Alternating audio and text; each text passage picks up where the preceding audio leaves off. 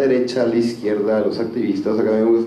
Entonces surge como una especie de fervor, un boom. Todos tienen que haber cursos de especialización, publicación de libros, y por ende, dentro de la currícula de los programas de derecho se tiene que enseñar derechos humanos, un surgimiento exponencial de concursos, de centros de derechos humanos, de especialistas. Entonces llama la atención como fenómeno educativo dentro de lo que es el derecho en México, llama mucho la atención. A mí me parece que los derechos humanos han contribuido a un tema, o están contribuyendo a un tema fundamental, que es sumamente provocador, pero que tiene que ver con la repolitización del derecho, que es una cosa que nos falta, ¿no? Que nos falta muchísimo en México. Es decir, no hemos emprendido una educación legal para la democracia, sino para el autoritarismo, y bajo un disfraz de neutralidad aparentemente proveniente de la ciencia, ¿no? Lo que no es verdad, ¿no? La enseñanza del derecho ni el derecho son neutros. El derecho que se ha construido en México ha sido convenientemente construido para ser hegemónico y desde una epistemología que refrenda la hegemonía, ¿no? Y me parece que esa connotación clásica, vertical, piramidal, formalista, ha empezado a ser o empezó a ser erosionada por el tema de los derechos humanos. El ejemplo clásico de los tratados internacionales, ¿no? Y cuando siempre nos han dicho en México es que los tratados internacionales tienen una carga pro persona y de progresividad y de interpretación y de avanzada de los derechos. Y yo decía, bueno, es que no es un tema de los tratados, es un tema de la naturaleza de los derechos humanos y de la expansión de los derechos, pero los tratados lo están haciendo bien y nosotros en México no hemos hecho las cosas bien. Entonces yo creo que ese es un tema fundamental. El tema de los derechos nos ha, digamos, embarrado en la cara a México la necesidad de ejercer un discurso jurídico contrahegemónico, politizado, en favor de las víctimas, en favor de los excluidos, ¿no? La necesidad de pasar de los códigos. Somos un país absolutamente legicentrista, donde el derecho se aprende memorísticamente de los códigos, ¿no? La ley, lo que dice la ley, eso se aplica, y los derechos humanos, una especie de ley fetiche, ¿no? Y la enseñanza ha sido así, usted aprende de memoria todo el código y lo que dicen los artículos y definiciones y características, se acabó. Y los derechos humanos nos han interpelado para constitucionalizar el derecho, que es el gran debate de la transformación del Estado de Derecho y Estado constitucional del derecho. Aquí hay un cierto ideario común, compartido, que ha sido la centralidad que ha adquirido en las últimas décadas el discurso de derechos humanos. Es decir, hoy día es difícil encontrar a alguien que pueda decir, mire, este discurso a mí me es irrelevante, yo voy a hacer lo que estimo conveniente. Estos 29 artículos o la Constitución completa o lo que sea, hay que lidiar de alguna manera con ellos. Pero eso no implica para nada que hayamos logrado generar un discurso capaz de permear de verdad las construcciones sociales tradicionales, la estructura básica de la sociedad, y nada que se le parezca. Es decir, tenemos un ideario al parecer compartido, pero tenemos serios problemas para efectivizar ese ideario, y además algo que yo creo que en América Latina especialmente nos debiera preocupar: tenemos amplios sectores de la sociedad que están derechamente excluidos de ese ideario común compartido. Si eso no trae aparejado consecuencias relevantes desde el punto de vista de la enseñanza del derecho, parece difícil imaginarse qué podría tener consecuencias para el ámbito en el que todos nosotros estamos interesados. Me parece algunos desafíos muy concretos que surgen entonces de este ideario y de esta falta de concreción real. Uno es la necesidad de la flexibilidad.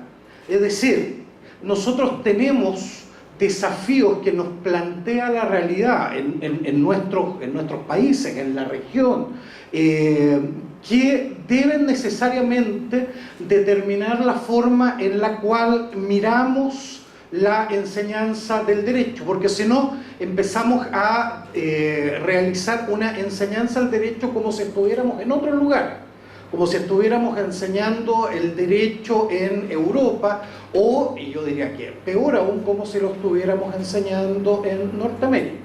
Es decir, el mundo que nos relataba ayer Jim Cavallaro es extraordinariamente interesante, pero es otro mundo.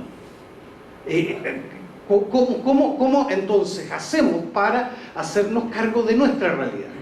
En segundo lugar, el discurso y la construcción de derechos humanos en nuestra región, en nuestros países, no puede ser una opción. Es decir, no puede ser una cuestión donde el profesor bueno se junta con los estudiantes buenos de una universidad X y entre los buenos estudiamos derechos humanos. Si eso es así, fracasamos. Si eso es así, estamos condenados a que el discurso de derechos humanos sea un discurso absolutamente irrelevante.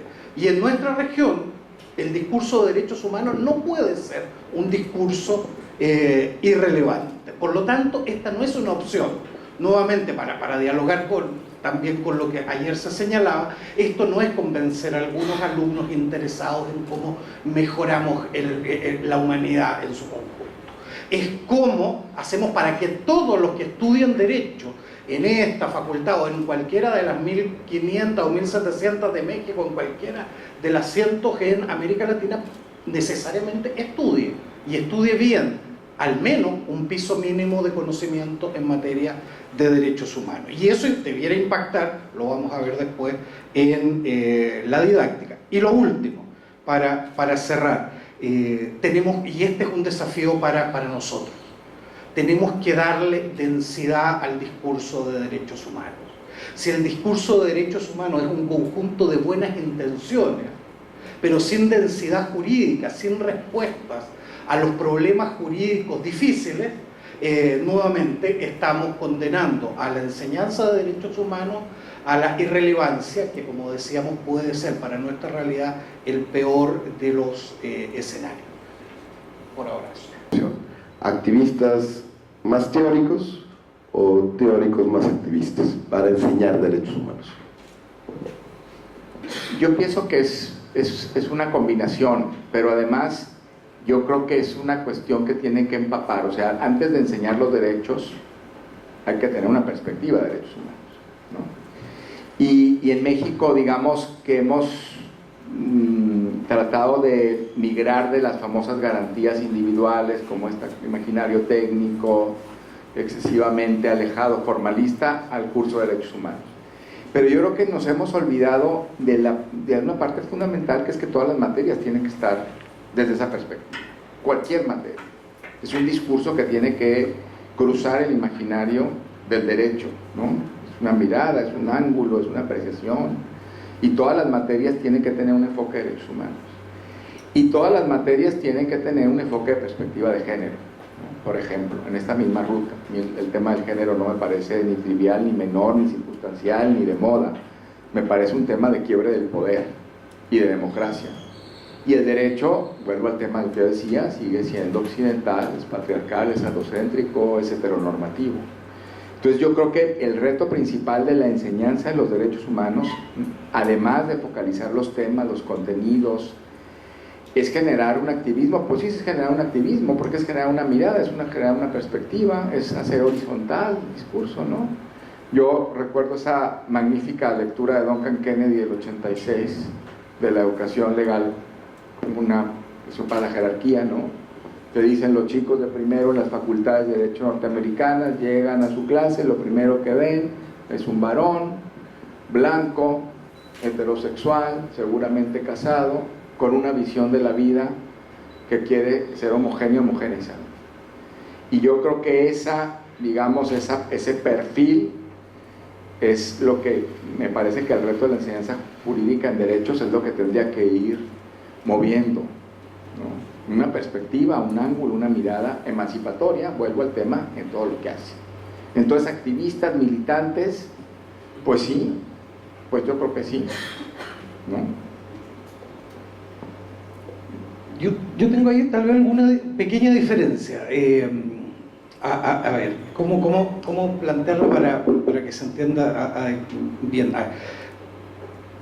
Yo creo que hay un grupo al cual uno puede aspirar a que se logre esto. Es decir, cómo logramos que haya un grupo que estudie derecho, que pase por el estudio del derecho y diga, mire, tomé el curso de derechos humanos y le encontré sentido a por qué estoy estudiando derecho. Y pasa a veces, y pasa con algunos estudiantes que dicen, mire, yo había perdido el sentido de por qué he estudiado derecho, encontré este tema y retomé el sentido y me voy a dedicar a esto. Y eso está bien que pase, y luego vienen una serie de instancias en las cuales esa formación se profundiza y se amplía, tanto desde el punto de vista de la educación formal, y hace un posgrado en el tema, y luego entra a trabajar en una organización que se dedica a eso. Es un camino, yo diría, relativamente, hoy en día, claro, el cual ese estudiante puede seguir. A mí lo que me preocupa es que nuestra preocupación a la hora de enseñar derechos humanos sea ese estudiante. A mí ese estudiante hoy es el que menos me preocupa, porque tiene un cierto camino. A mí lo que me preocupa son los otros estudiantes, los que se van a dedicar a otras materias, los que se van a dedicar al derecho penal, al derecho comercial, al derecho civil, de familia, etc. Porque ahí es donde yo, y ahí sí comparto con José Luis, ahí tenemos que, a través de la enseñanza de derechos humanos y de metodologías adecuadas para eso, generar una perspectiva distinta. Es decir, generar capacidades para que ese estudiante, cuando tenga que resolver una materia en cualquier área, pueda mirarlo también desde una perspectiva de derechos humanos y vea el impacto que eso tiene desde el punto de vista de los derechos humanos. Nos gusta o no, nosotros lo que terminamos haciendo es formando ciertas élites, y ciertas élites que van a tener poder en distintos grados y en distintos niveles. El punto es cómo esas élites que van a tener poder sean capaces de tomar decisiones que consideren esta perspectiva de derechos humanos. Es decir, que sean capaces de mirar una norma, una situación de la realidad, y la miren desde una lógica de derechos humanos. Y ahí entonces la pregunta que el panel tiene planteado es tremendamente interesante. ¿Cómo lograr eso? Con la reforma de los planes de estudio, hay universidades acá en México y en otros lugares que llevan, no sé, van en la reforma 25, el plan de estudio 48, cada cierto tiempo hacemos un enorme esfuerzo en ese sentido, pero donde la metodología, la didáctica, la forma de enseñar termina siendo la misma. Entonces cambiamos todo el plan de estudio y lo único que hace el profesor es ajustarse luego a ese plan de estudio. Si antes tenía 6 horas y ahora tiene 4, hace el mismo contenido, la misma clase magistral ahora para 4. Si de 4 se la ampliaron a 8, se demora un poco más y hace en 8 horas, pero está haciendo exactamente lo mismo. Yo creo que ahí es donde tenemos entonces, si queremos un discurso que transforme perspectivas de mirar el tema de la realidad desde una lógica de derechos humanos, entonces tenemos que empezar a plantearnos estos temas de didáctica. La clase magistral para eso no sirve. El estudio de casos puede ser uno, pero parece no ser el único. ¿Cómo formar entonces estudiantes con miradas críticas, pero también con capacidad de leer la realidad y de transformarla? Y desde ese punto de vista la didáctica del derecho, no solo los planes de estudio, me parece que juegan un rol central. El perfil del maestro, hay algunas universidades en donde sé que aquí la mayoría somos o representamos universidades privadas, entonces se revisan perfiles. Pero hay otras universidades en donde nos encontramos que la asignación de la materia, pues no precisamente es el que tenga más habilidades, ya no digo conocimientos, es habilidades para transmitir el conocimiento, porque ayer yo creo que lo vimos más que bien. La transversalidad creo que es una de las palabras más peligrosas que existen, porque es extraordinariamente seductora, es muy sexy. Y uno aprende en la vida que eso puede ser complejo. ¿Por qué? Porque nos compramos rápidamente el discurso de la transversalidad. Mire, esto hay que transversalizarlo. Y la experiencia, miren, en distintos temas, cuando se habla de transversalidad, ese tema se acabó. Es decir, se hace difuso. Al final nada es y todo es. Y si nada es y todo es derechos humanos, tenemos ahí un fracaso ad portas. En ese sentido, me parece que hay que mirar con cuidado qué queremos decir con transversalidad. A mí me parece que la enseñanza del derecho tiene que hacerse de los derechos humanos, digamos, en el derecho tiene que tener un espacio que es propio y desde ese espacio propio poder mirar distintos temas. Y luego veremos cómo en una etapa ideal podemos avanzar para que el profesor de civil, de procesal, de penal, mire también esto desde una perspectiva de derechos humanos. Mire, probablemente todos vamos a estar muertos antes que eso pase. Por ahora, preocupémonos de lo que podemos hacer, es decir, de que ese problema de civil, que quiere decir la capacidad de las personas en situación de discapacidad, ¿cómo lo vamos a resolver? Respetando los derechos humanos de ese titular de derecho.